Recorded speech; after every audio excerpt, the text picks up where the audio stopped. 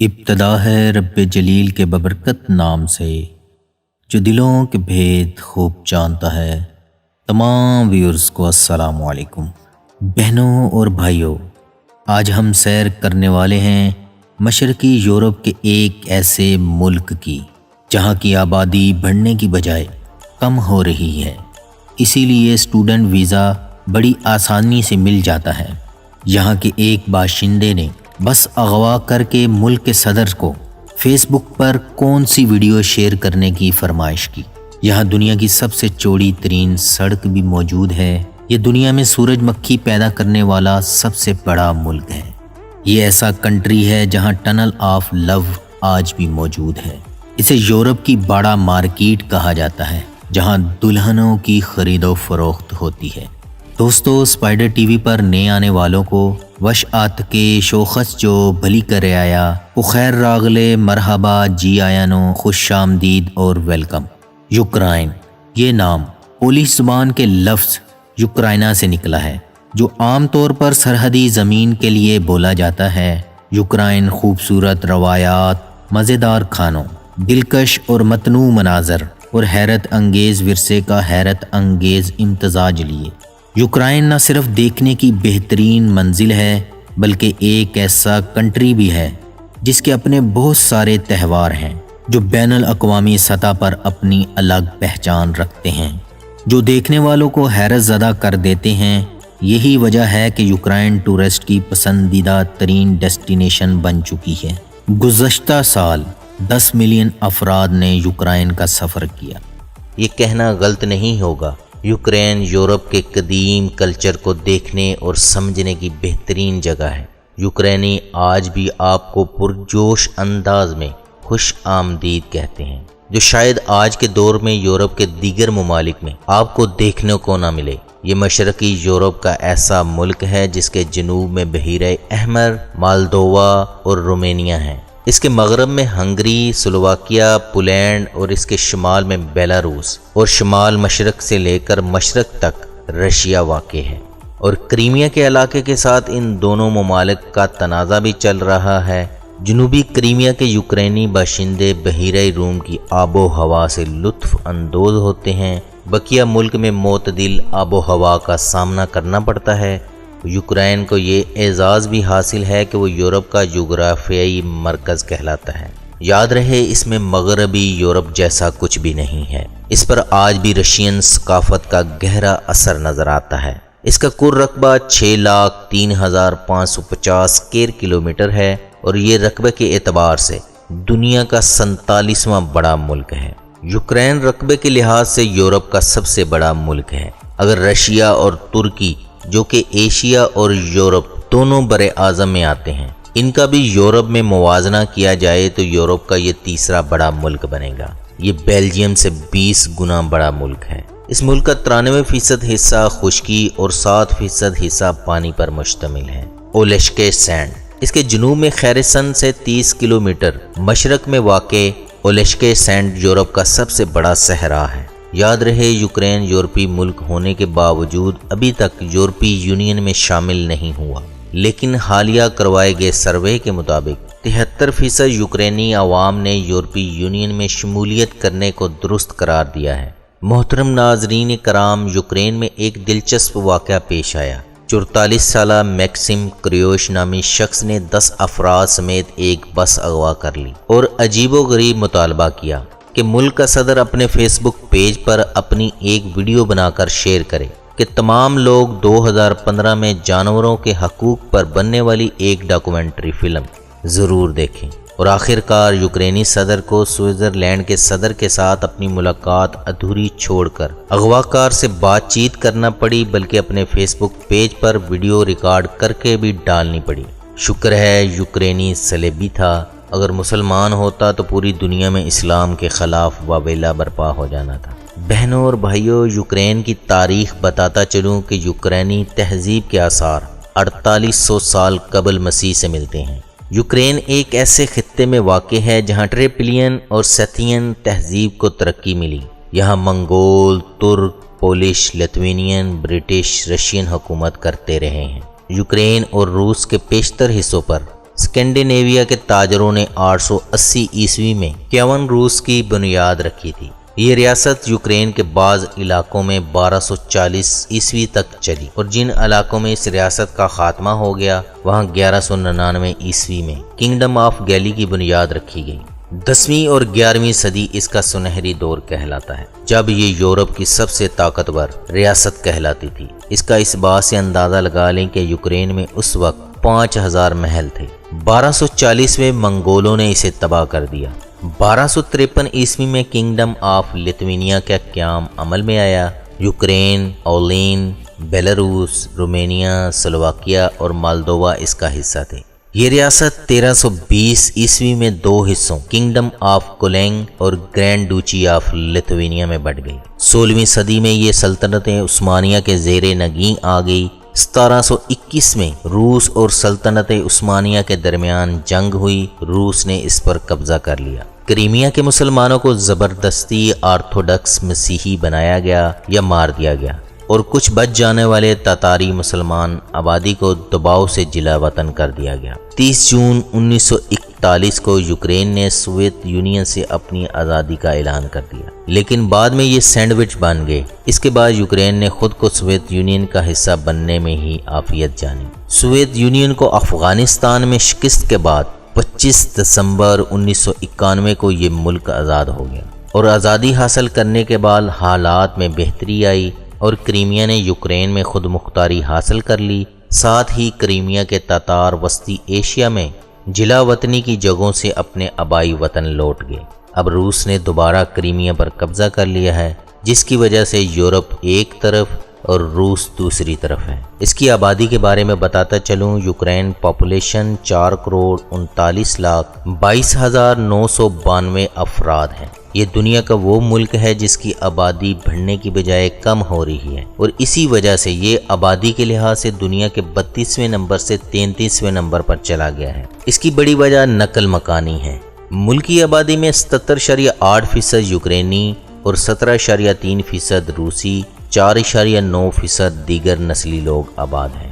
Ukraine official language یوکرینی ہے، اگرچہ بہت سے نسلی یوکرینی باشندے رشین زبان بولتے ہیں اور رشین زبان میں ہی کاروبار کرتے ہیں۔ بہنوں اور بھائیوں، آپ کو یاد دلاتا چلوں، چند مہینے پہلے ایران نے میزائل مار کر یوکرین کے مسافر طیارے کو تباہ کر دیا تھا، جس کے بارے میں کہا جاتا ہے کہ اسرائیل نے ان کا سیٹلائٹ سسٹم نکارہ کر کے غلط جہاز کو ہٹ کروایا تھا۔ ٹنل آف لو، یہاں کی مشہور سرنگ tunnel of love Klevan city کے قریب واقع ہے۔ یہ پرائیویٹ ٹرین ریل روڈ ہے جو مقامی فیکٹری کو لکڑی مہیا کرنے کے لیے بنائی گئی۔ اسے ٹنل آف لو اس لیے کہا جانے لگا کیونکہ یہ کپل واک کی پسندیدہ جگہ بن چکی ہے۔ اس ملک کا دارالحکومت کیو ہے۔ اس شہر کو 402 عیسوی میں بسایا گیا۔ 1919 میں سوویت یونین کا حصہ بننے کے بعد اس شہر کو دارالحکومت کا درجہ دیا گیا، جو سوویت یونین سے آزادی کے بعد بھی اسی شہر کے پاس رہا۔ 839 مربع کلومیٹر پر پھیلا ہوا کیو سٹی کنٹری لارجسٹ سٹی بھی کہلاتا ہے۔ یہ شہر اپنے اندر 30 لاکھ افراد کو سمائے ہوئے ہے۔ کیپٹل کیو کو خوبصورت حسیناؤں کا شہر بھی کہا جاتا ہے۔ ملکی دارالحکومت میں واقع میٹرو اسٹیشن دنیا کا سب سے گہرائی میں بنایا جانے والا میٹرو اسٹیشن ہے، جو 105 میٹر کی گہرائی میں موجود ہے، اور اگر اس کے اوپر سے نیچے دیکھنے کی کوشش کریں تو انتہائی خوفناک ثابت ہوتا ہے۔ اور اس کی تعمیر سرد جنگ میں ہوئی، اور اس کا مطلب ہے اس اسٹیشن سے کیو کی شہریوں کو تباہی سے بچایا گیا۔ 23 جون کو ایوانا کپالا ڈے منایا جاتا ہے، جو یوکرین کے سب سے زیادہ دلچسپ روایتی تقریبات میں سے ایک ہے۔ لڑکے اور لڑکیاں جوڑے کے ساتھ ہاتھ جوڑتے ہیں اور طہارت کی رسم میں آگ پر چھلانگ لگاتے ہیں۔ مقامی لوگوں کا خیال ہے جب کوئی جوڑا ایک دوسرے کی گرفت کھوئے بغیر آگ پار کرتا ہے تو ان کی محبت زندگی بھر قائم رہتی ہے۔ یوکرین ریلیجن کے بارے میں بتاتا چلوں، 8ویں صدی عیسوی میں مسیحیت کو یہاں کے لوگوں نے اپنا لیا تھا، لیکن بعد میں دیگر مذاہب کی تبلیغ کے بعد لوگ اپنے مذہب بھی بدلتے گئے۔ سلطنت عثمانیہ کا حصہ بننے کی وجہ سے یہاں اسلام بھی تیزی سے پھیلنے لگا، اور دوسری جنگ عظیم کے بعد لوگ اپنے مذہب سے دوری بھی اختیار کرتے گئے۔ آج یہاں مسیحیت کے فرقے آرتھوڈکس، 65.4% ہیں, 6.5% یونانی کیتھولک اور 1.9% پروٹیسٹنٹ، 1.1% مسلمان اور 0.2% یہودی، 0.2% ہندو، 11% دہری ہیں جو کسی بھی مذہب پر یقین نہیں رکھتے۔ واشیوانکا بوہیمین کڑھائی والا بلاؤز جسے 2016 کا سب سے ٹاپ ٹرینڈ ڈریس کا خطاب ملا تھا، یہاں ہر لڑکی کی الماری کی زینت بنتا ہے۔ اس ملک کی معیشت کی بات کی جائے تو خام ملکی پیداوار $104 بلین ہے، فی کس آمدنی $2,600 ہے، لوہا، کوئلہ، مرکری، قدرتی گیس، تیل، نمک اور دیگر معدنیات یوکرین کی سرزمین میں موجود ہیں۔ اس کے علاوہ زراعت کا ملکی ترقی میں بہت اہم کردار ہے۔ گنا، سورج مکھی اس ملک کی سب سے مقبول فصلیں ہیں۔ یوکرین پوری دنیا میں سورج مکھی کا تیل پیدا کرنے میں سب سے پہلے نمبر پر آتا ہے۔ یوکرینی دمتری خلازی نے اسٹنٹ کے حیرت انگیز 63 گینس ورلڈ ریکارڈ اپنے نام کر رکھے ہیں اور اسے یوکرین کا حلق کہا جاتا ہے۔ محترم ناظرین، یہ لوگ تعلیم سے کتنا پیار کرتے ہیں، اس بات سے اندازہ لگا لیں یوکرینی لٹریسی ریٹ 99.4% ہے اور یہ دنیا میں چوتھے نمبر پر آنے والا سب سے بڑا ملک ہے۔ یوکرینی تعلیم کا معیار بہت اونچا ہے۔ لویو شہر میں 26 یونیورسٹیز اور 1,70,000 اسٹوڈنٹ ہیں، جن میں سے کثیر تعداد پاکستانی اور انڈین اسٹوڈنٹ کی ہے جو یورپ میں جانے کے خواب لیے وہاں جا پہنچے ہیں۔ مزید یہ کہ افرادی قوت کو انفارمیشن ٹیکنالوجی کی مہارتیں سکھانے کے لیے حالیہ نجی اقدامات میں یہ یقینی بنایا گیا ہے کہ یوکرین آنے والے برسوں کے لیے دنیا میں بہترین سکل بیس ٹیک بیس ہنرمندوں کی تعداد میں اضافہ کرے گا۔ Hollywood movie Spiderman, Harry Potter, Hulk جیسی بلاک باسٹر مووی کے ایفیکٹس لویو میں بنائے گئے تھے، کیونکہ یہ آئی ٹی فیلڈ کا ٹاپ لیڈر سٹی کہلاتا ہے اور تعلیمی لحاظ سے سستے ترین ممالک میں شمار ہوتا ہے۔ فٹ بال اور ریسلنگ اس ملک کی سب سے مقبول کھیلیں ہیں۔ یوکرین میں انسانوں کی اوسط عمر 71.48 سال ہوتی ہے۔ دنیا میں سب سے پہلے گیس لیمپ یوکرین میں ایجاد کیے گئے۔ محترم ناظرین کرام، ابھی آپ کے ساتھ top tourist places two must visit کی چند معلومات شیئر کرتے ہیں۔ یوکرین میں 7 سائٹ ہیں جو یونیسکو کے عالمی ثقافتی ورثے میں شامل ہیں۔ ملک میں 50 میوزیم ہیں۔ ملک میں ٹرانسپورٹ کا ایک ترقی یافتہ نظام موجود ہے۔ ہر شہر میں ٹرین اور بس سے مسافر بآسانی اور کم پیسوں میں سفر کر سکتے ہیں۔ یوکرین میں ہوائی اڈوں، پبلک ٹرانسپورٹ اور سروس بسوں یا ٹیکسیوں کے ذریعے آپ بآسانی یورپ کے دیگر ممالک میں سفر کر سکتے ہیں۔ کیو میں گھومنے کی مشہور جگہوں میں سینٹ صوفیہ کیتھیڈرل مسیحی زائرین کے دیکھنے کے لیے ایک اہم مقام ہے اور یہ یونیسکو ورلڈ ہیریٹیج سائٹ ہے، جس میں آرتھوڈاکس بازنطینی فن تعمیر کی جھلک نظر آتی ہے۔ کیو کو آرتھوڈاکس کا روحانی دارالحکومت بھی کہا جاتا ہے۔ عازمین باقاعدگی سے پیچرسک لاورا اور سینٹ مائیکل کے گولڈن ڈوم خانقاہ کا دورہ کرنے کے لیے طویل فاصلے طے کرتے ہیں۔ مشہور مسیحی روایت ایسٹر کے انڈوں کی روایت یوکرین میں شروع ہوئی۔ خریسچاٹک اسٹریٹ ان کیو، یہ اسٹریٹ دنیا کی سب سے مختصر لیکن اب تک کی چوڑی ترین مرکزی اسٹریٹ ہے اور یہ یورپ کی 20 مہنگی ترین اسٹریٹ میں سے ایک ہے۔ اس کی لمبائی 1.2 کلومیٹر ہے۔ اس میں حکومتی اداروں کے آفس ہیں۔ آج بھی یہ اسٹریٹ سیاحوں کی سب سے پسندیدہ ترین جگہوں میں سے ایک ہے۔ کیو پیچرسک لاورا یہ تاریخی آرتھوڈاکس خانقاہ ہے۔ اسے غاروں والا گرجا گھر بھی کہا جاتا ہے کیونکہ اس کی بنیاد جب 1051 میں رکھی گئی تو یہاں غار تھی اور یہ مشرقی آرتھوڈاکس کا ایک اہم مرکز رہا ہے۔ یہاں 100 سے زائد راہب رہائش پذیر ہیں۔ انڈیپینڈنس اسکوائر، آزادی اسکوائر کیو کا مرکزی چوک ہے۔ 1990 میں یوکرین انڈیپینڈنس موومنٹ کے آغاز کے بعد سے یہ چوک سیاسی تحریکوں کا روایتی مرکز بن چکا ہے۔ گولڈن گیٹ، کیو کیپٹل کا سنہری دروازہ 11ویں صدی میں یہ کیو کی قلعہ بندی کا مرکزی دروازہ تھا۔ اس کا نام قسطنطنیہ کے گولڈن گیٹ کی تقلید میں رکھا گیا تھا۔ 1982 میں اسے مکمل طور پر دوبارہ تعمیر کیا گیا۔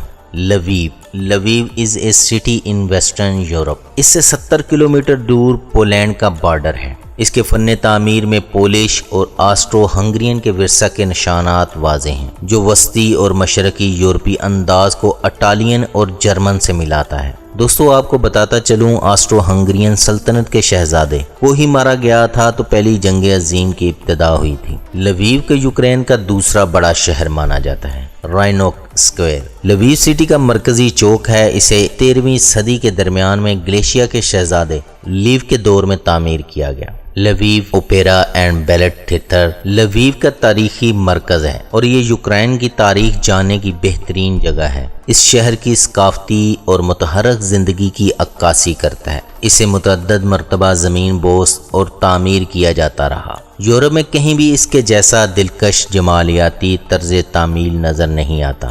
لیوپولس جیز فیسٹ یہ 27 جون سے 1 جولائی تک جاری رہتا ہے۔ اس فیسٹیول کی شہرت ملک کی حدود سے بہت آگے چلی گئی ہے۔ یہ یورپ کے 10 بہترین جیز ایونٹ میں شمار کیا جاتا ہے۔ 2017 تک اسے الفا جیز فیسٹ کہا جاتا تھا، لیکن اب اس کا نام تبدیل کر کے لیوپولس کر دیا گیا ہے۔ اس میلے میں عالمی ستارے شرکت کرتے ہیں، جسے دیکھنے کے لیے 40,000 سے زائد شائقین شرکت کرتے ہیں، اور یہ لویو سٹی کا سب سے بڑا ایونٹ بھی کہلاتا ہے۔ دی ریزیڈنس آف بکوینین اینڈ ڈالمیٹین میٹروپولیٹن 19ویں صدی میں تعمیر کردہ فن تعمیر کی ایک عمدہ مثال ہے۔ اس میں مشنری اسکول، خانقاہ، باغیچے، پارک اور چرچ شامل ہے۔ یہ کمپلیکس بازنطینی دور کے آرکیٹیکچرل اور ثقافتی اثرات کو ظاہر کرتا ہے، جس پر مذہبی آرتھوڈکس کا گہرا اثر نظر آتا ہے، اور ہبسبرگ کی حکمرانی اور آسٹرو ہنگرین شاہی پالیسی کے دوران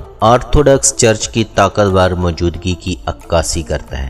اوڈیسا بحیرہ اسود پر واقع ایک وسیع برف سے پاک دریائے ڈینیوب کے دہانے کے قریب بندرگاہ والا سٹی ہے، اور اپنے بیچز کی وجہ سے سیاحوں میں بہت مقبول ہے۔ یہ سطح مرتفع بحیرہ اسود لینڈ سے 50 میٹر بلندی پر واقع ہے اور اچانک مشرق میں سمندر میں گرتا ہے۔ پوٹیمکن سٹیئر ان سیڑھیوں کو سمندر کی سمت سے یوکرین کی انٹرنس سمجھا جاتا ہے، اور یہ اوڈیسا کی سب سے مشہور علامت ہیں۔ ان کی لمبائی 142 میٹر اور ابتدائی سیڑھی کی چوڑائی 22 میٹر اور آخری سیڑھی 12.5 میٹر چوڑی ہے۔ اس پر سے اگر نیچے کی طرف دیکھیں تو انسان چھوٹے چھوٹے نقطوں کی طرح نظر آتے ہیں۔ قدیم چرچنس کریمیا کے قریب ہے۔ 3 صدی عیسوی میں یہ شہر ایک ثقافتی مرکز کی حیثیت سے پروان چڑھا، اور اس کی یونانی، رومن، بازنطینی سلطنت کے درمیان ایک پل کی حیثیت تھی۔ یہ مقام بحیرہ اسود میں صدیوں سے شراب کی پیداوار کا اہم مرکز ہے، اور اس بات کا ثبوت یہاں کے تاریخی انگوروں کے باغوں سے لگایا جا سکتا ہے۔ کارپیتھین